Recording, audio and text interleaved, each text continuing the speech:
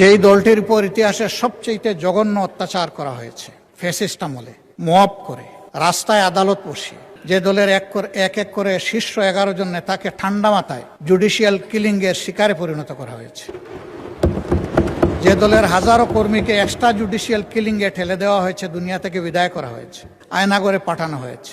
একটা মাত্র দল, যে দলের নিবন্ধন কেড়ে নেওয়া হয়েছে, প্রতীক কেড়ে নেওয়া হয়েছে।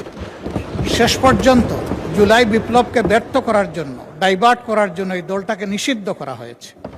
সেই দলের উপরে যদি এই ধরনের অপবাদ দেওয়া হয়, তা হবে এই সংসদের জন্য একটা লজ্জার ব্যাপার। মাননীয় স্পিকার, আপনাকে ধন্যবাদ। আমি আমার মূল বক্তব্যে যাওয়ার আগে একটু কৈফিয়ত না দিয়ে পারছি না। আমাদের সরকারি দলীয় সম্মানিত সংসদ সদস্যবৃন্দ বক্তব্য রাখার সময় কিছু বিষয় আমাদের দিকে ইঙ্গিত করেছেন, যেটার জন্য আমরা উপযুক্ত নই এবং দায়ী নই বলে মনে করি। একজন মাননীয় সেনাগরে পাঠানো হয়েছে, একটা মাত্র দল, যে দলের নিবন্ধন কেড়ে নেওয়া হয়েছে, প্রতীক কেড়ে নেওয়া হয়েছে।